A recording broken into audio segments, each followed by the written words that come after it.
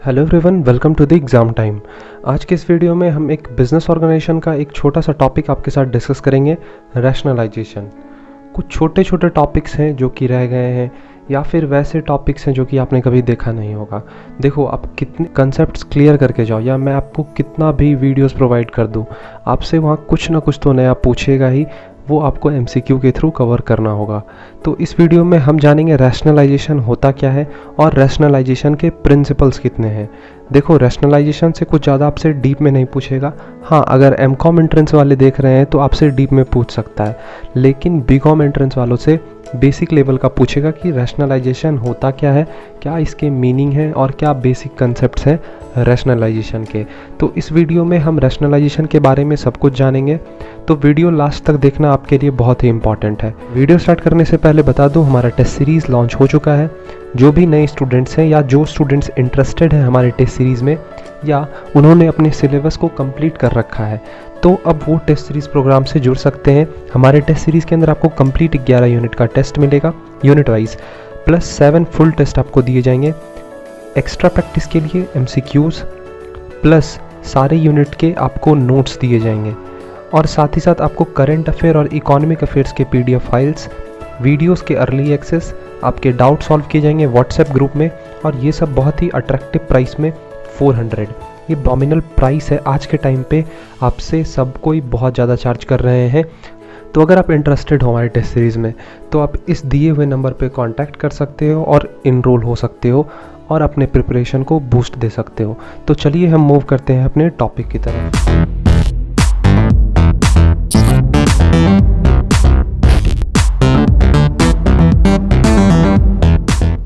तो देखो, सबसे पहले यहाँ पे आपको रैशनलाइजेशन लिखा हुआ दिख रहा होगा और यहाँ पे आपको कुछ हैंड रिटन नोट्स दिख रहे होंगे।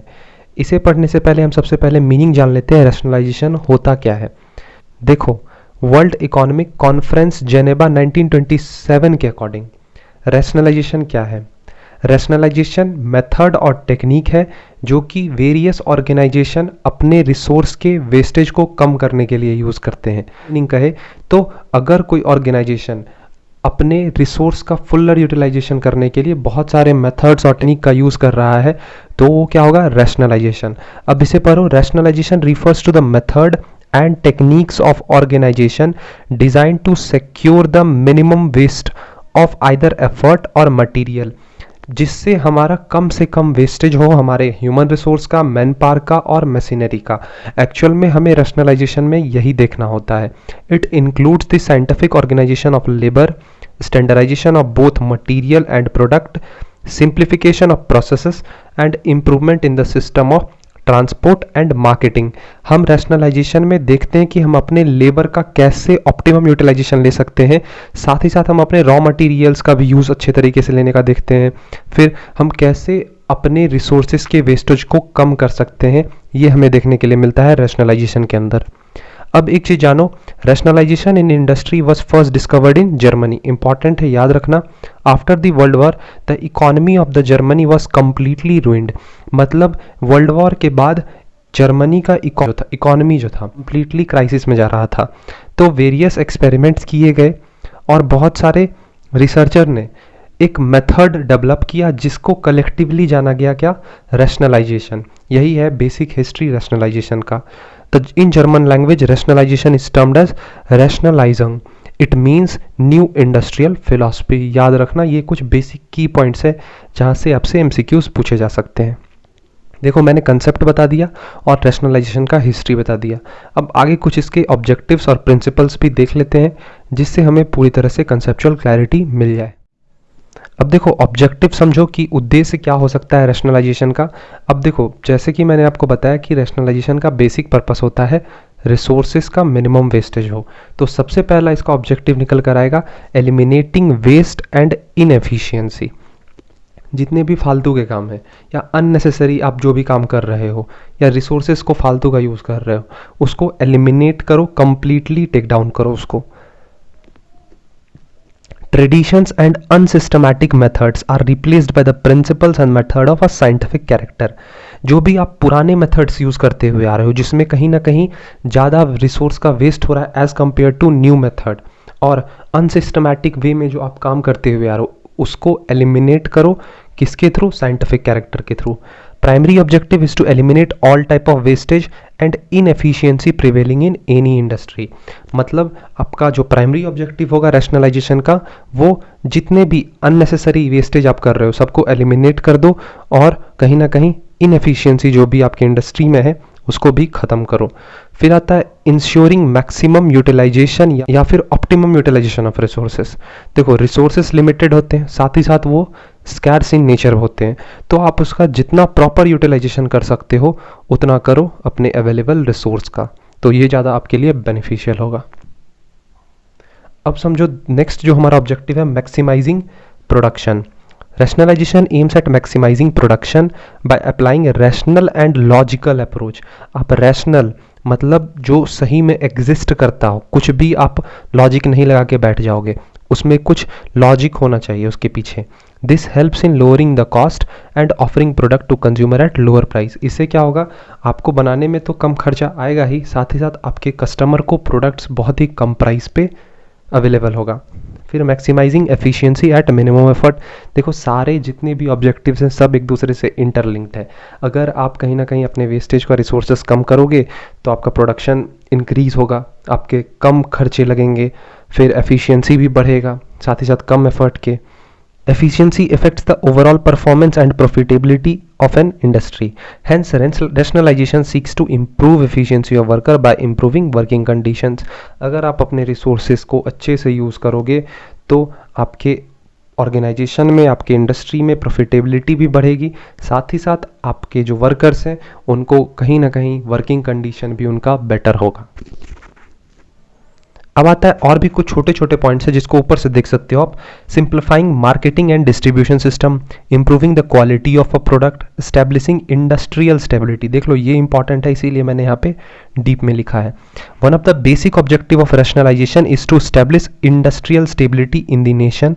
This is done by adopting the means of restructuring and reorganizing the entire industrial structure of the nation। मतलब देखो इंडस्ट्रियल स्टेबिलिटी का मतलब है जो भी आप प्रोडक्शन कर रहे हो अपने इकोनॉमी में या आपके इंडस्ट्रीज जो भी हैं उनमें कुछ कहीं ना कहीं स्टेबिलिटी होनी चाहिए। ये नहीं कि एक कभी कम हो रहा है इंडस्ट्री, कोई नया आ रहा है या कोई डूब रहा है इंडस्ट्री, वैसा कुछ भी नहीं होना चाहिए। फिर इम्प्रूविंग इंडस्ट्रियल रिलेशन, जितने भी इंडस्ट्रीज़ हैं आपके इकॉनमी में सबके बीच एक बेटर रिलेशन होना चाहिए। ये नहीं कि एक कंपटीटर दूसरे को मारने पे तुला हुआ है, दूसरा कंपटीटर इसको मारने पे तुला हुआ है। फिर regulating the variety of a product, increasing the standard of living of society. देखो ये कुछ बेसिक छोटे छोटे ऑब्जेक्टिव्स थे जो कि आपको अपने दिमाग में रखना है और एग्ज़ाम के वक्त अच्छे से इसे यूज़ करना है। चांसेस बहुत कम है क्वेश्चन पूछने के, लेकिन मैं जान के करवा रहा हूँ क्योंकि कल एक स्टूडेंट ने कमेंट किया था कि सर रैशनलाइजेशन करवा दो फिर अकाउंट्स पे शिफ्ट करना, शायद ध्रुव ने कमेंट किया था, तो हाँ मैंने आपके टॉपिक को कवर करवा। अब कुछ प्रिंसिपल्स हैं रैशनलाइजेशन के, जैसे कि technological principle, organizational principle, financial principle और सोशल एंड ह्यूमन प्रिंसिपल। देखो अब जो बीकॉम एंट्रेंस वाले हैं वो वीडियो यहाँ पे भी छोड़ सकते हैं क्योंकि उनसे ज़्यादा डीप में नहीं पूछेगा। आप प्रिंसिपल के नाम जान लो कि किस प्रिंसिपल पे रैशनलाइजेशन काम करता है। अगर एमकॉम वाले देख रहे हैं, क्योंकि कुछ स्टूडेंट्स देखते हैं हमारे चैनल को, तो आप इसे आगे भी कंटिन्यू कर सकते हो क्योंकि मैं आगे आपके साथ प्रिंसिपल्स डिस्कस करूँगा। देखो सबसे फर्स्ट है टेक्नोलॉजिकल प्रिंसिपल। सबसे पहले स्क्रीन पे जो भी दिया हुआ है उसे पढ़ो, फिर अच्छे से समझ आएगा कि टेक्नोलॉजिकल प्रिंसिपल होता क्या है। Technological principle of rationalization is mainly concerned with industrial engineering, which is its foundation। अब देखो टेक्नोलॉजिकल प्रिंसिपल किसी भी ऑर्गेनाइजेशन के लिए एक फाउंडेशन की तरह काम कर सकता है, मतलब बेस की तरह काम कर सकता है। इसमें बेसिकली हमें 4 एस्पेक्ट देखने के लिए मिलते हैं, 4 से 5, हम उन्हें भी डिस्कस करेंगे। सबसे फर्स्ट है इसमें स्टैंडर्डाइजेशन। स्टैंडर्डाइजेशन का मतलब होता है fixing standard of size, process, quality and variety of products to be produced in industry. मतलब आप अपने प्रोडक्ट का साइज फिक्स करोगे, कौन से प्रोसेस को यूज़ कर रहे हो, आपके प्रोडक्ट की क्या क्वालिटी होनी चाहिए, कौन कौन से वेराइटीज़ में आप प्रोडक्ट अपने प्रोड्यूस कर रहे हो, ये सब कुछ हम बेसिक कहाँ देखते हैं, स्टैंडर्डाइजेशन में। This principle helps in eliminating wastage of effort, material and capital so as the cost of production and distribution could be reduced to optimum level। मतलब देखो अगर आप स्टैंडर्डाइजेशन प्रिंसिपल को यूज़ करोगे तो आपके पास जितने भी रिसोर्सेस हैं, मैन पावर से लेकर रॉ मटेरियल तक, उसका आप प्रॉपर यूटिलाइजेशन कर पाओगे। साथ ही साथ आप अपने कैपिटल का भी ऑप्टिमम यूज़ कर पाओगे, जिससे क्या होगा, आपके प्रोडक्शन में तो कम कॉस्ट आएगा ही, और आपको डिस्ट्रीब्यूट भी करने में बहुत कम खर्चा लगेगा। मतलब जब आप अल्टीमेट कंज्यूमर के पास अपने प्रोडक्ट्स को पहुंचाओगे तो उन्हें भी बहुत कम प्राइस में गुड्स अवेलेबल होंगे।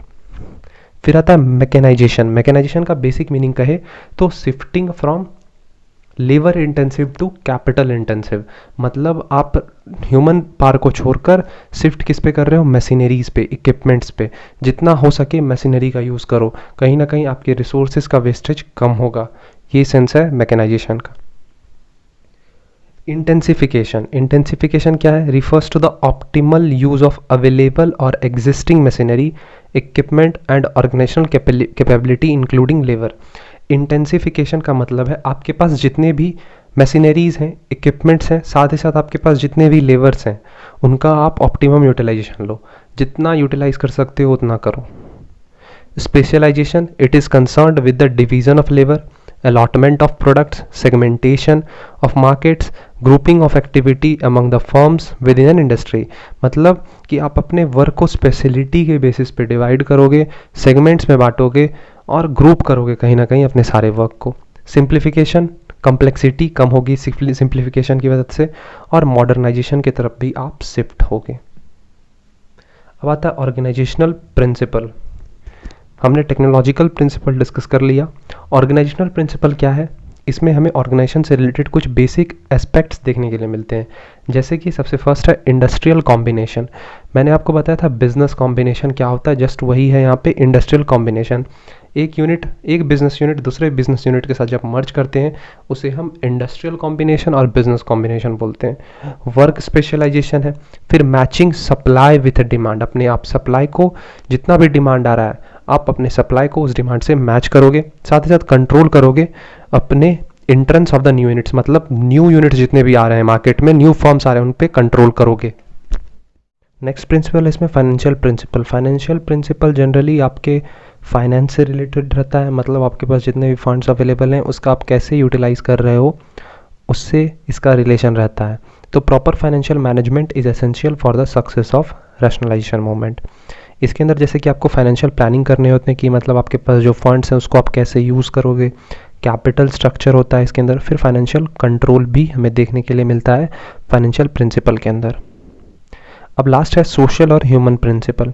इसमें इंडस्ट्रियल रिलेशंस आपको देखने के लिए मिलेंगे। मतलब एक यूनिट दूसरे यूनिट के साथ कैसे अपने रिलेशन को मेंटेन कर रहा है, या फिर कुछ कट थ्रोट कंपटीशन तो कहीं नहीं एक दूसरे में चल रहा है। सोशल वेलफेयर करोगे, सोसाइटी के लिए भी कुछ काम करोगे, और साथ ही साथ अपने नेशन के भी इंटरेस्ट को देखते हुए चलोगे, अपने कंट्री के लिए भी कुछ करोगे। तो ये बेसिक होता है सोशल और ह्यूमन प्रिंसिपल। रैशनलाइजेशन यहीं ख़त्म हुआ। बहुत ही छोटा सा टॉपिक था, कोई ज़्यादा टफ नहीं था, बेसिक कंसेप्ट था इसके अंदर कि आप अपने रिसोर्सेज को कैसे प्रॉपरली यूटिलाइज करते हो। तो अगर वीडियो अच्छा लगा होगा तो वीडियो लाइक करना, प्लीज़ कमेंट करके जाना, क्योंकि कमेंट से पता चलता है कि कितने लोग देख रहे हैं और कितना रिस्पांस मिल रहा है हमारे वीडियोस को। वीडियो लाइक करना, चैनल सब्सक्राइब करना, कमेंट करके जाना। मिलते हैं नेक्स्ट वीडियो में, तब तक के लिए थैंक यू और बाय।